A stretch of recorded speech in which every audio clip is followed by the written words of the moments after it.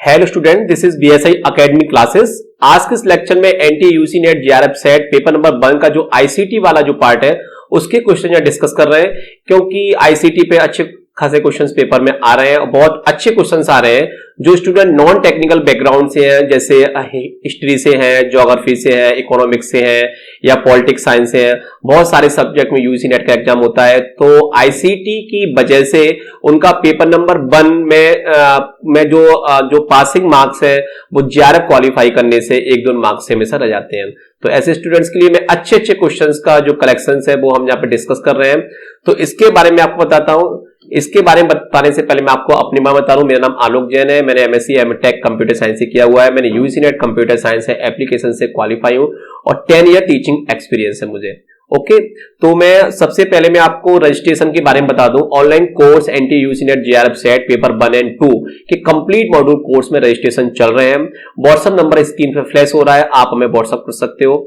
कोई भी क्वेरी हो तो आप हमें व्हाट्सएप करके पूछ सकते हो और पूरी डिटेल जो इन्फॉर्मेशन है वो इस वीडियो के डिस्क्रिप्शन में वेबसाइट की लिंक है, वहां पे जाके भी आप चेक कर सकते हो कि किस तरह से रजिस्ट्रेशन करना है और कंप्लीट मॉड्यूल कोर्स में क्या क्या रहेगा वो सारी जानकारी आपको इसमें से मिल जाएगी। ओके, तो पेपर नंबर 1 का जो कंप्लीट मॉड्यूल कोर्स है मैं उसके बारे में बता देता हूं। पेपर नंबर का कंप्लीट मॉड्यूल कोर्स जो लेटेस्ट जो अभी सिलेबस चेंजेस हुआ है उसके अकॉर्डिंग पूरा कोर्स है, जिसमें हमने 10 यूनिट्स जो है, जिसमें teaching aptitude, research aptitude, comprehensive, communication, mathematical engineering, logical engineering, DI, ICT, people development and environment और हायर एजुकेशन सिस्टम, इन 10 यूनिट्स को पूरा डिटेल्स में कवर किया है। जो बीएसआई एकेडमी के जो टीम ने जो कंप्लीट मॉड्यूल कोर्स बनाया है, इसमें कंप्लीट मॉड्यूल कोर्स में 10 यूनिट्स को डिटेल में कवर की गई है, जिसके इसमें क्या रहेगा, पूरा लेटेस्ट पैटर्न्स पे पूरा कोर्स है और इसकी जो फीचर्स क्या क्या है। स्टूडेंट जनरली पूछते हैं कि सर कोर्स में कैसे आपने क्या लेटेस्ट मॉड्यूल पे पूरा सिलेबस पूरा कोर्स कवर किया है,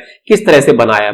तो सबसे पहले बता दो, इसके अंदर 350 प्लस 350 से ज्यादा वीडियो क्लासेस है इस मॉड्यूल के अंदर।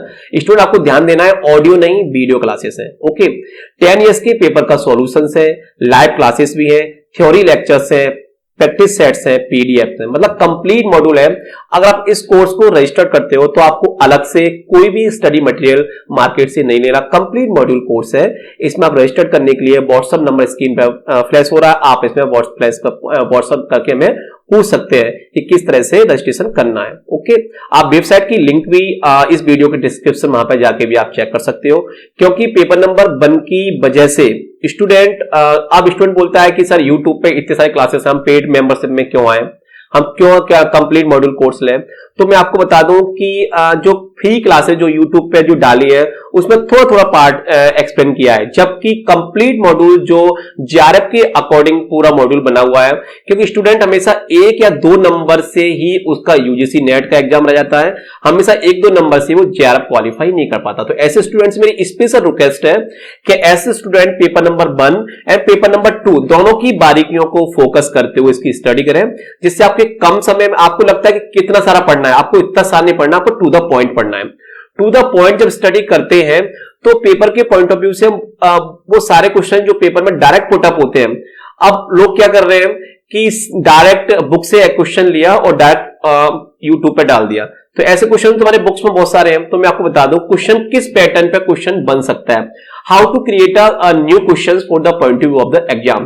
क्वेश्चन तो वही है, सिलेबस वही है, सारी चीजें वही है, तो फिर एग्जाम में हर बार नया क्वेश्चन कैसे आता है। तो मैं स्टूडेंट को बता दूं, हर बार नया क्वेश्चन क्रिएट हो जाता है, नया क्वेश्चन बन जाता है। वो सारी चीजें हमने बताई हैं कि कॉन्सेप्ट के ऊपर क्लासेस आपके समझ में आएंगी तो आप पेपर पर अच्छे क्वेश्चन से पास कर पाओगे। ओके, तो रजिस्ट्रेशन के बारे में कोई भी क्वेरी हो तो आप हमें व्हाट्सएप करके पूछ सकते हो और इसमें रजिस्टर करें, क्योंकि एग्जाम जैसे आने वाला है तो एग्जाम के लिए आराम से आप 350 वीडियो क्लासेस आराम से 2 से 3 वीडियो आप पर डे स्टडी करोगे तो आराम से इसका कोर्स कवर हो जाएगा। ओके, आज के रजिस्ट्रेशन चल रहे हैं, मैं आपको बता दिया। अब मैं आपको बताता हूं जो आज का जो क्वेश्चन है, ये क्वेश्चन पेपर में पहले आया हुआ है, ठीक है। अब इस क्वेश्चन को स्टूडेंट ने पढ़ लिया, इसका आंसर देख लिया कि इसका आंसर ये वाला सही है, मगर अगर इस क्वेश्चन को अगली बार उन्होंने कुछ और रिफाइनमेंट करके कुछ और चेंजेस करके बना दिया तो उसका आंसर आप कैसे देंगे वो मैं आपको बताता हूं। तो आज का क्वेश्चन देखते हैं। क्वेश्चन स्क्रीन पर आपके सामने है। क्वेश्चन क्या है, श्याम अपने दोस्तों सोहन, रोहन और मोहन को बताता है कि उसकी जन्मदिन की पार्टी की तारीख एक ईमेल के माध्यम से है।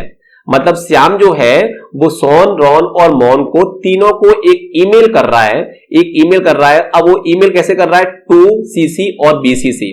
टू के माध्यम से कर रहा है, सीसी के माध्यम से कर रहा है। सीसी मींस कार्बन कॉपी और BCC means blind carbon copy. Okay, तो श्याम ने एक बर्थडे पार्टी का जो एक इनविटेशन है वो उसने क्या किया, उसने सोहन को सेंड किया, रोहन को भेजा और मोहन को भेजा। मतलब एक ही मैसेज तीन लोगों को उसने तीन लोगों को टू सीसी और बीसीसी के माध्यम से उसको सेंड करना है। तो इसमें जो नीचे जो पॉइंट दिए उन पॉइंट्स को आपको समझना है। क्या समझना है? नीचे दिया हुआ है निम्नलिखित में से कौन इस ईमेल से प्राप्त नहीं किया जा सकता। आपको क्या समझना है? निम्नलिखित में से कौन इस ईमेल से प्राप्त नहीं किया जा सकता। पहला ऑप्शन है सोहन जानता है कि रोहन ईमेल प्राप्त करता है। दूसरा ऑप्शन है मोहन जानता है कि सोहन और रोहन दोनों ईमेल प्राप्त करते हैं। तीसरा ऑप्शन है सोहन को पता है कि जन्मदिन की पार्टी 15/1/2019 को आयोजित की जाएगी। और चौथा ऑप्शन है रोहन जानता है कि मोहन ईमेल प्राप्त करता है। अब तीनों चारों ऑप्शन ऐसा लग रहा है कभी ए सही है, बी सही है, सी सही है, डी सही, कौन सा गलत कौन सा सही अब हम इमेजिन नहीं कर पा रहे। तो मैं आपको इसके आंसर को एक फिगर के माध्यम से मैं आपको समझाऊंगा। ओके स्टूडेंट, तो सबसे पहले मैंने तीन यहां पे टू सीसी और वीसीसी मैंने 3 पर्सन ले लिए। सोहन अपना 2 वाले पार्ट में है, सीसी जो है वो रोहन है और बीसी मींस मोहन है। ओके, इन तीनों को मैंने यहां पे ले लिया। एक ईमेल जो है, ईमेल में क्या है आपका बर्थडे पार्टी का इनविटेशन जो जा रहा है वो सोहन को भी जा रहा है, रोहन को भी जा रहा है और मोहन को भी जा रहा है। ओके, अब तीनों में क्या क्या डिफरेंसेस हैं कि कौन किस ईमेल को कौन नहीं पढ़ पाएगा, किसको समझ में नहीं आएगा, वो मैं अच्छी तरह आपको बताता हूं। तो सबसे पहले जो है कोई भी ईमेल अगर एक ईमेल में टू के माध्यम से करता हूं और सीसी के माध्यम से करता हूं तो दोनों व्यक्तियों को आपस में पता रहता है कि यह वाला ईमेल सोहन को भी पता होगा कि यह वाला ईमेल रोहन को भेजा गया है और रोहन को भी पता होगा कि ईमेल सोहन को भेजा गया है। ओके, तो पहला जो ऑप्शन जो इसमें दिया हुआ था सोहन जानता है कि रोहन ईमेल प्राप्त करता है, यह बात बिल्कुल सही है क्योंकि मैंने आपको बता दिया कि जब अगर हम किसी भी मेल को सोहन को कर रहे हैं और उसकी दूसरी कार्बन कॉपी हम रोहन को भेज रहे हैं तो दोनों को पता होगा, सोहन को भी पता होगा कि ये वाला मेल रोहन को भी गया है और रोहन को भी पता होगा ये मेल सोहन को गया है। तो पहला ऑप्शन सही है, सोहन जानता। जबकि इसमें क्या पूछ रहा है? नहीं किया जा सकता, मतलब अपोजिट आंसर पूछ रहा है। तो पहला ऑप्शन तो अपना नहीं है कि पहला ऑप्शन क्या है? सोहन जानता है कि रोहन ईमेल प्राप्त करता है, ये बात बिल्कुल सही है। दूसरा क्या है? अब बात आई मोहन की। बी ऑप्शन पूछ रहा है मोहन जानता है कि सोहन और रोहन दोनों ईमेल प्राप्त करते हैं।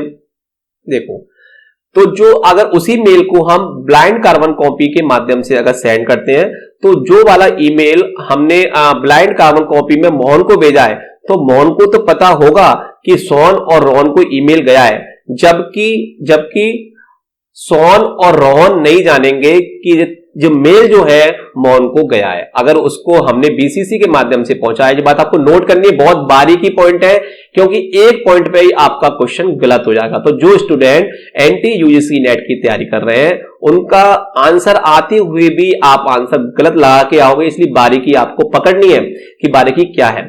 तो जो दूसरा ऑप्शन है मोहन जानता है कि सोहन और रोहन दोनों ईमेल प्राप्त कर, ये बात भी सही है।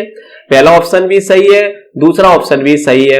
अब तीसरा ऑप्शन क्या है? सोहन को पता है कि जन्मदिन की पार्टी 15/1 को आयोजित की जाएगी, सोहन को पता है ये बात। अब देखो, अब बात आई रोहन जानता है कि मोहन ईमेल प्राप्त करता है। कौन जानता है? रोहन जानता है कि मोहन ईमेल प्राप्त करता है, ये बात बिल्कुल गलत है। तो इसका जो करेक्ट आंसर है वो है डी करेक्ट आंसर कैसे हुआ? क्योंकि इसमें नहीं पूछा गया है, नहीं पूछा है क्योंकि अगर किसको ईमेल प्राप्त किया जा सकता है तो उसके हिसाब से तो तीनों ए बी सी ऑप्शन सही है, मगर नई ऑप्शन पूछा गया है तो रोहन जानता है कि मोहन ईमेल प्राप्त करता है, तो ये आंसर उल्टा हो गया, मतलब डी आंसर आपका सही है। तो स्टूडेंट अब मैं आपको बता दूं जो तीनों टू सीसी और BCC means blind carbon copy, CC means carbon copy और टू मींस जिसको मेन कॉपी भेजी जा रही है। ओके, तो तीनों को अब ये अगली बार क्वेश्चन पेपर में घुमा के फिर से आ जाए, कैसे आ सकता है कि सोहन जानता है क्या ये वाला मेल रोहन को गया है, क्या रोहन जानता है सोहन को गया? तो ये बात दोनों सही है। मोहन जानता है कि यह वाला मेल सोहन को भी गया है, ये मेल रोहन को भी गया है, मगर सोहन नहीं जानता कि ये मेल मोहन को गया है, और रोहन भी नहीं जानता ये मेल मोहन को गया है। तो किसी भी तरह से तो ये फिगर आप समझ लेना, 2cc और बीसीसी में जितने भी मेल, जैसे मैंने एक मेल को बीसीसी के माध्यम से 10 लोगों को भेजा, तो उनको आपस में भी नहीं पता चलेगा कि कितने लोगों को ये मेल गया है। तो छोटी सी बात है मगर आपको समझनी बहुत बारीकी से है।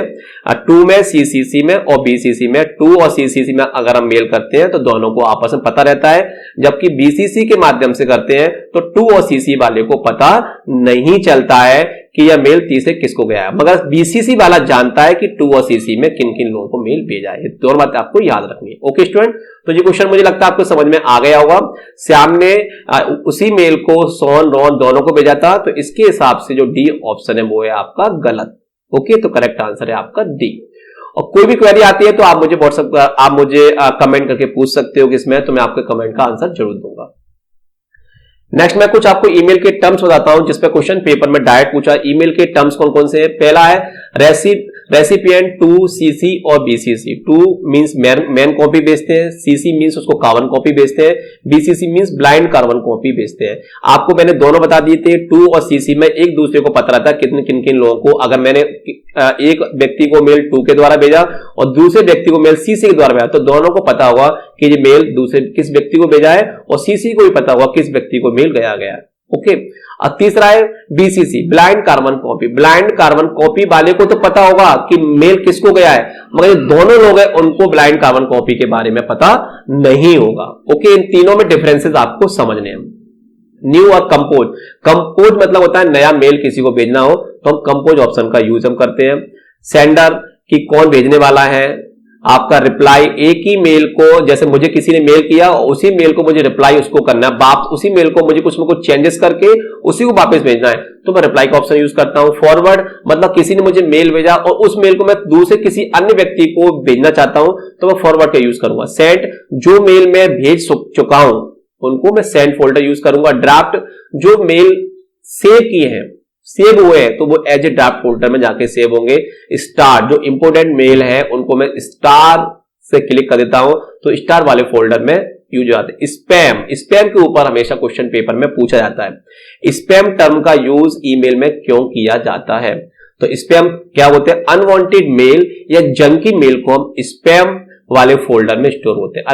अनवांटेड मेल या जंक लगे अनवांटेड मेल को हम स्पैम शब्द यूज करते हैं, और जंक मेल को भी हम स्पैम फोल्डर का यूज हम करते हैं, इसके नाम से भी जान सकते हैं। ओके, नेक्स्ट है हमारा इनबॉक्स। इनबॉक्स की भी 3 कैटेगरी है, primary, social and promotion. Primary की कैटेगरी में जब कोई भी मेल्स हमारे पास आता है तो इनबॉक्स में जाके स्टोर होता है। अब इनबॉक्स में कौन सा मेल प्राइमरी वाले पार्ट में स्टोर होगा, कौन से सोशल वाले में और कौन से प्रमोशंस वाले में स्टोर होगा। तो प्राइमरी वाले पार्ट्स में पर्सन टू पर्सन जब कोई मेल किया जाता है तो मेल प्राइमरी वाले पार्ट में स्टोर होता है। जब कोई सोशल नेटवर्किंग साइट से कोई मेल आता है तो वो सोशल वाले फोल्डर में स्टोर होता है, और जब कोई प्रमोशनल, कोई एड, इस टाइप का कोई एड होता है तो प्रमोशन वाले फोल्डर में स्टोर होता है। ट्रेस क्या होता है? जब किसी फाइल को डिलीट कर देते हैं तो वो ट्रेस फोल्डर में जाके स्टोर, डिलीटेड फाइल जो होती है वो ट्रेस फोल्डर में स्टोर जाके हो जाती है। इंसर्ट मतलब कोई नई चीज इंसर्ट करनी हो, सिंबल इंसर्ट, कुछ ऐसे इंसर्ट, तो इंसर्ट ऑप्शन का यूज करते हैं। अटैचमेंट ऑप्शन का यूज हम कब करते हैं? जब कोई हमें डॉक्यूमेंट या कोई इमेजेस, एमएस वर्ड की फाइल, पावर पॉइंट की फाइल, एक्सेल की फाइल या कोई भी डिफरेंट फाइल्स को जब हमें मेल्स के साथ में भेजना हो तो अटैचमेंट ऑप्शन का हम यूज करते हैं। नेक्स्ट है label and folders. Label and folder use क्या होता है? हमें कोई नया फोल्डर क्रिएट करना हो या लेबल बनाना हो तो दोनों हम बना सकते हैं। नेक्स्ट है आपका चैट्स, कुछ चैट्स आपको करनी है तो चैट फोल्डर यूज करेंगे। और सब्जेक्ट बहुत इंपॉर्टेंट है। सब्जेक्ट का यूज ईमेल में क्यों करते हैं? सब्जेक्ट का मतलब होता है जो हम मैसेज भेज रहे हैं वो किस टर्म के ऊपर रिगार्डिंग के किससे संबंध रखना है। जैसे आज मैं कोई आपको एक इनविटेशन कार्ड भेज रहा हूं तो मैं उसमें सब्जेक्ट लिख सकता हूं कि मेरे बर्थडे का इनविटेशन कार्ड है। मैं आपको कोई ओल्ड पेपर सेंड कर रहा हूं तो मैं सब्जेक्ट लिख सकता हूं कि ओल्ड पेपर से। जो भी कंसर्न चीजें आप किसी को मेल कर रहे हो उसका क्या सब्जेक्ट हो सकता है, उसका क्या विषय वस्तु हो सकती है, उसको हम सब्जेक्ट में लिखेंगे। ओके जैसे मेरे पास 10 बुक्स, मैं आपको छोटे से एग्जांपल से आपको समझाता हूं। जैसे मेरे पास 10 बुक्स को मैं कंटेंट बॉक्स में पैक कर दिया और मैंने उसके ऊपर लिख दिया कि हमारी सारी ओल्ड बुक्स है, तो इस पूरी चीज को मैंने सब्जेक्ट दे दिया कि ओल्ड बुक्स है। तो ओल्ड बुक से मैं समझ गया कि इस कंटेनर के अंदर, इस मेल के अंदर सारे क्या है, बुक्स हैं। तो ऐसे जो भी मेल मैं भेज रहा हूं, मैं किसी को कोई पीडीएफ भेज रहा हूं, अब क्या का पीडीएफ है, इंग्लिश का, तो मैं इंग्लिश उसका दे दूं। जो भी मैं उसको नाम दूंगा, विषय वस्तु क्या है इसके अंदर, उसको मैं सब्जेक्ट बोलता हूं। ओके नेक्स्ट है आपका कॉन्टैक्ट एंड एड्रेस। हम कॉन्टैक्ट एंड एड्रेस भी स्टोर कर सकते हैं किसी भी रेसिपिएंट्स का। ओके इस तरह से मैंने इस पूरे ईमेल के जो क्वेश्चन पेपर में डिफरेंट क्वेश्चन पेपर में कैसे बनेंगे वो मैं आपको बताता हूं। वो पेपर जैसे एक क्वेश्चन तो हमने आपको बता दिया कि इस तरह से 2CC और BCC में तीनों में डिफरेंसेस करके एक क्वेश्चन पेपर के पॉइंट ऑफ व्यू से इंपॉर्टेंट हो गया। अब हम लोग करते क्या है, यूट्यूब पे लोग क्या करते हैं, 10-15 क्वेश्चन एमसीक्यू डिस्कस करे जा रहे हैं, मगर उनको ये नहीं पता कि भले अब एक एमसीक्यू डिस्कस करें, मगर उसको करें ऐसे कि उसके रिगार्डिंग अगर पेपर में अगली बार कोई भी दूसरा क्वेश्चन पेपर में बनता है तो उसको हम सॉल्व कर पाए, वो क्वेश्चन हमारा पेपर में छूटे नहीं। क्योंकि 1 मार्क्स ही आपका JRF क्लियर होने में आपका प्रॉब्लम क्रिएट करेगा। 1-2 नंबर से आपका यूजीसी नेट का एग्जाम, 1-2 मार्क्स से आपका JRF एग्जाम क्वालिफाई नहीं हो पाता। स्टूडेंट मुझे डेली मैसेज करते हैं, बोलते हैं कि सर मेरा 2 नंबर से छूट गया। तो मैं आपको बता रहा हूं इन बारीकियों को, क्योंकि यूजीसी नेट का कोई छोटा एग्जाम नहीं है, देश का बहुत बड़ा एग्जाम है। इसकी प्रॉपर तैयारी करोगे तभी आप इस एग्जाम को क्वालिफाई कर पाओगे। तो इस तरह से मैंने आपको बताया, हमारे पेड मॉड्यूल में रजिस्ट्रेशन चल रहे हैं। आप व्हाट्सएप नंबर स्क्रीन पर चल रहा है, आप हमें मैसेज कर सकते हो और कोई भी क्वेरी पेपर नंबर के रजिस्ट्रेशन के बारे में हमसे पूछ सकते हो, कितनी फी क्या है, पूरी डिटेल जानकारी आपको हम व्हाट्सएप पे देंगे। और दूसरी बात, आप हमारे इस वीडियो के डिस्क्रिप्शन में वेबसाइट की लिंक है, वहां पे जाके भी आप हमें सारे कोर्सेज के बारे में चेक कर सकते हो। ओके तो सबसे अच्छी बात जो अपने इंस्टीट्यूट की है कि सारे वीडियो कोर्स हमारे यहाँ चल रहे हैं, ऑडियो कोर्सेज नहीं है। ऑडियो कोर्सेज में क्या होता है, स्टूडेंट्स को समझ नहीं आता कि टीचर अपनी बात को जो कह रहा है वो किस पॉइंट ऑफ व्यू से कह रहा है, जो पीडीएफ है वो कहां पर है। हमारे वीडियो लेक्चर्स में एक पॉइंट्स आपको क्लियर होते हैं। तो मुझे आशा है कि आपको इस लेक्चर में काफी चीजें समझ में आई होंगी, काफी चीजें, स्पैम फोल्डर क्या होता है, ट्रेश फोल्डर्स क्या है, 2CC और BCC क्या है, इस तरह से कोई भी क्वेश्चन पेपर में पॉइंट ऑफ व्यू से बनता है तो उसका आंसर आप जरूर दोगे। ओके अब मैं आपसे मेरे कुछ और ईमेल के सर्विस प्रोवाइडर में इनके नाम भी आपको बताता हूं, जैसे Gmail, Outlook.com जो है वो माइक्रोसॉफ्ट कंपनी का है। इसके जो पहले इसका जो ओल्ड नेम था वो था हॉटमेल, और हॉटमेल को उसको रिन्यू करके उसको आउटलुक नाम दिया गया। याहू मेल है, याहू कंपनी का। रेडियम मेल है। आउटक्लाउड मेल जो है वो आपका एप्पल कंपनी के नाम भी पूछ सकते हैं कि किस कंपनी का कौन सा है। AOL mail, American online mail, जो मेल, ये सारे मोस्ट ईमेल सर्विस प्रोवाइडर। इसके अलावा बहुत सारे और भी ईमेल सर्विस प्रोवाइडर, मगर ये सारे कैसे इंपोर्टेंट्स हैं, इनके नाम पे भी क्वेश्चंस पेपर में बन सकता है। क्वेश्चन तो कुछ भी बन सकता है, क्योंकि अगर मार्केट की बुक से ही अगर स्टूडेंट पास होता तो 400 की बुक्स लेके सारा कोर्स पढ़ लेता और JRF क्वालिफाई कर लेता, मगर नहीं हो पाता। इसमें आपको फिर बोलूंगा एक बार कि किसी अच्छे मेंटर के अंडर में ही क्लास, जिससे जल्दी समय में आप यूजीसी नेट के एग्जाम को क्वालिफाई कर पाओ और JRF क्वालिफाई करके आप एक अच्छी इंस्टीट्यूट से PhD को रजिस्टर कर पाओ। ओके अब मैं आपको बता दूं, you can ask the any question. आपके माइंड में कोई भी क्वेश्चन आ रहा हो तो आप हमें उस क्वेश्चंस को कमेंट करके पूछ सकते हैं। मैं अगला वीडियो ऑन डिमांड आपके क्वेश्चंस पे बनाऊंगा। बच्चे मुझे जैसे जैसे मैसेज करते हैं मैं उसके अकॉर्डिंग ही अपना नया वीडियो क्लास आपके सामने प्रोवाइड करता हूं। तो you can ask the any question, आप मुझे कोई भी क्वेश्चन पूछ सकते हैं, मुझे कमेंट करके क्वेश्चन पूछिए, मैं आपके क्वेश्चन का आंसर जरूर दूंगा।